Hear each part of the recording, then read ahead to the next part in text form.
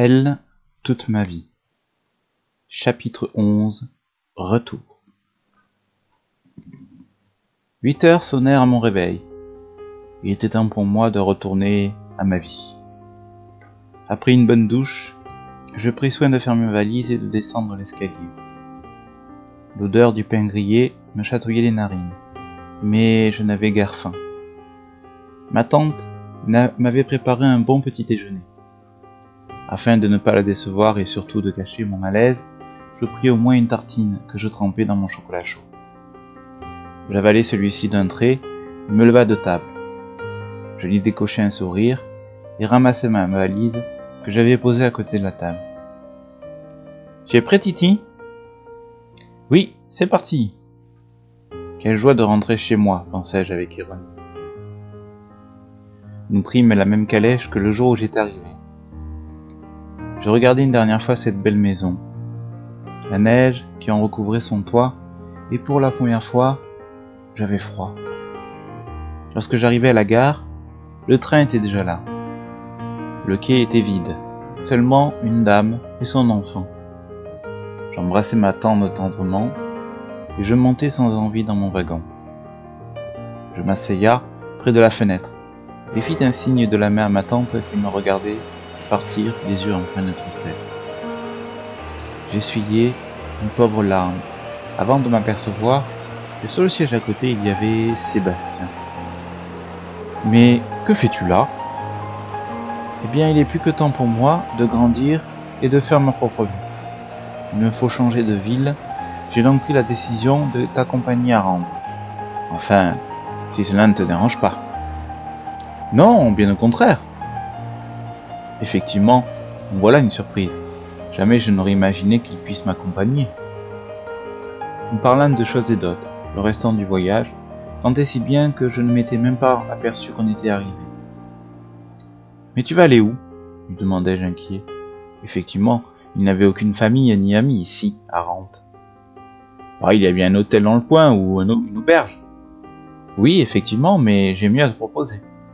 Viens chez moi le temps de te trouver un appart. » « Oh, je ne veux surtout pas m'imposer. »« Ne t'inquiète pas, je vis seul. »« Et Sabrina ?»« Sabrina ne vit pas avec moi.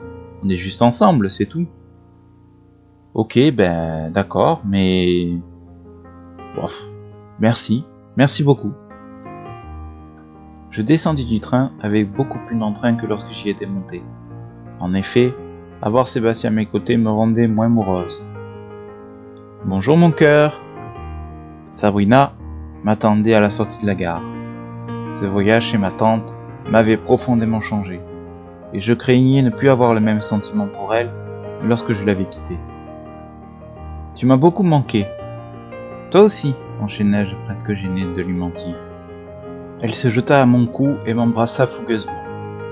Sébastien se tenait à l'écart, mal à l'aise. Lorsqu'enfin Sabrina me laissa respirer, je pus lui présenter Sébastien.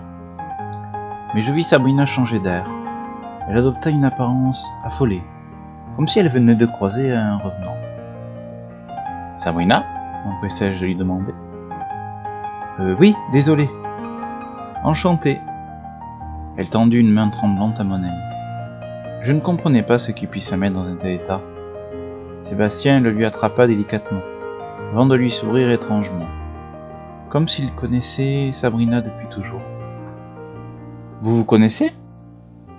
Sabrina s'empressa de répondre que non, et Sébastien en fit de même. Je trouvais cela vraiment bizarre.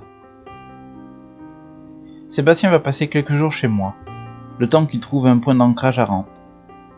Je suis contente que tu te fasses des amis. Comment va ta tante ? » ?»« Très bien, je t'en remercie. »« Alors, racontez-moi votre rencontre. » Je pris un temps de réflexion, puis commença mon récit pendant que nous retrouvâmes la voiture de Sabrina. Sébastien avait gardé le silence tout le long du voyage, jusqu'à chez moi. Il semblait être ailleurs. Peut-être qu'il regrettait déjà son choix. Il est vrai que ce ne doit pas être facile de tout quitter comme ça sur un simple coup de tête. Ou bien avait-il prévu de s'en aller avant notre rencontre ? Quoi qu'il en soit, je pouvais comprendre le silence de mon ami. « Eh bien, quelle histoire fabuleuse !» termina Sabrina. Et combien pensez-vous rester ici, Sébastien? Oh, eh bien, je pensais m'y installer. En ce cas-là, bon courage. Je fus étonné du ton de Sabrina à l'égard de Sébastien. Je ne comprenais pas cette attitude venant de sa part. Pourquoi t'adresses-tu à Sébastien sur un ton si froid? Tu trouves? Oh, excusez-moi, je vous ai surpris, Sébastien? Oh, ne vous en faites pas. Dites, ne serait-il pas mieux de vous tutoyer? Oui, bien entendu. Tu permets, Sabrina? Mais avec plaisir, répondit-elle. Tristan, ce soir, il faut que je te voie. Nous avons des tas de choses à nous dire en tête-à-tête. À quelle heure veux-tu que je vienne te voir? Ben, lorsque tu auras fini de déballer tes affaires et que tu auras installé Sébastien, viens me rejoindre sur la place de l'église. Très bien, à tout à l'heure. À tout à l'heure, mon cœur. Je l'embrassai pour lui dire au revoir, mais quelque chose avait changé dans mon baiser. Je craignais que Sabrina s'en rende compte. Le reste de la journée se passa en silence. Sébastien restait silencieux. Soudain, je réalisai le regard de Sabrina quand elle avait aperçu Sébastien et celui de ce dernier lorsqu'il lui avait dit la raison pour laquelle il avait quitté sa ville natale. Sébastien? Oui. Dis-moi la vérité. Sabrina, c'est la fille dont tu m'as parlé lorsque nous étions à Vannes. Un lourd silence suivit cette question. Et je compris lorsque Sébastien avait baissé les yeux sur ses affaires. Réponds-moi, Sébastien, c'est elle? Je suis désolé, Tristan, mais oui, c'est elle. Tu m'as suivi jusqu'à Rand pour la retrouver?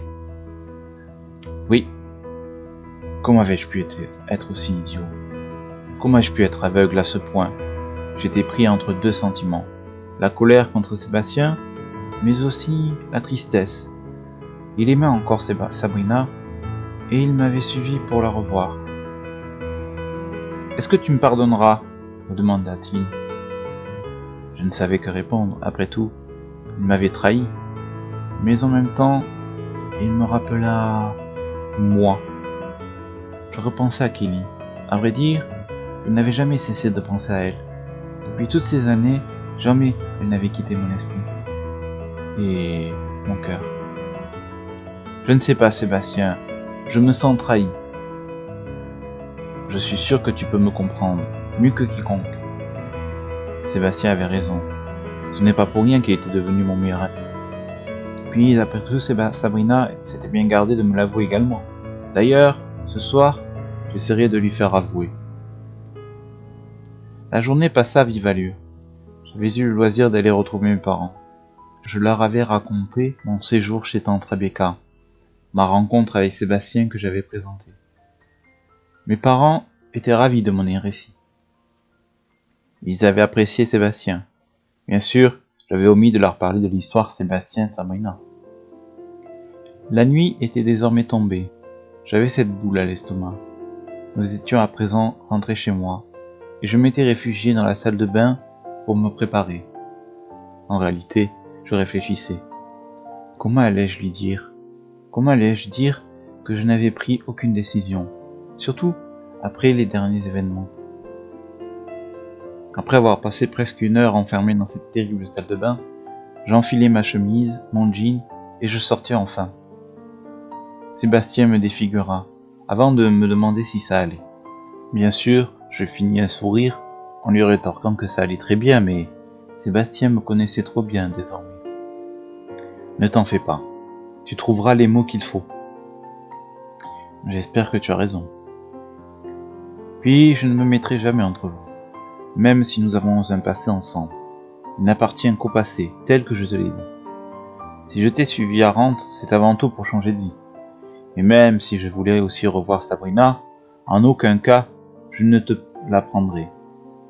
Ne t'en fais pas, je t'en fais la promesse solennelle.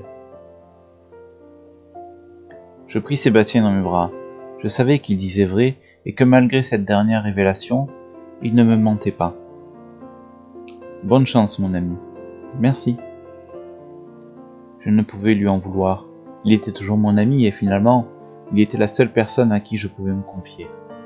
Jamais je n'aurais pu lui tourner le dos. Je sortis de chez moi, grimpai dans ma voiture, qui avait dormi depuis plus de 2 semaines, et je me rendis au lieu de rendez-vous. Sabrina était là, assise sur un banc face à l'église. Elle portait un manteau beige qui faisait ressortir ses yeux dans la pénombre de la nuit. Elle s'approcha de moi d'un pas décidé et m'embrassa encore une fois. « Tu m'as beaucoup manqué, mon cœur. »« Moi aussi. Tu es toujours aussi beau et tu me rends toujours aussi folle de toi. » Elle me prit la main et m'invita à m'asseoir à ses côtés. J'étais pétrifié de peur. Je savais ce qu'elle s'apprêtait à dire, et lorsqu'elle ouvrit la bouche pour me demander la question fatidique, je la coupai. « Je sais tout. » Elle parut décontenancée. « De quoi parles-tu ?»« Sébastien. » À ce nom, elle baissa son regard. « Il t'a tout dit ?»« Oui. Pourquoi as-tu nié l'avoir connu lorsque je t'ai posé la question ?»« C'est du passé. Maintenant, j'ai toi. Il n'y a que toi qui compte dans ma vie. Je ne sais pas pourquoi j'ai réagi ainsi. Peut-être parce que j'étais prise de court. Je ne l'avais pas revu depuis tant d'années. Que s'est-il passé entre vous? Pourquoi l'as-tu quitté? Il devenait trop envahissant, et mes sentiments avaient changé. Mais je crois qu'il t'aime toujours. Eh bien, je suis désolé pour lui, mais mon cœur est déjà pris, me fit-elle de son regard impossible, qui me tortura le cœur. Elle se pencha une nouvelle fois pour m'embrasser tendrement. Puis elle me regarda, son regard si profond. J'étais prise au piège. Je ne savais plus si je l'aimais encore ou pas. « Veux-tu qu'on aille quelque part ?» me demanda-t-elle. « J'ai envie d'un bon chocolat chaud. »« Allons-y. » Je voulus lui faire plaisir. Puis j'avais gagné quelque chose. Elle ne m'avait pas demandé ce que je redoutais. J'avais gagné un répit, court, mais indispensable.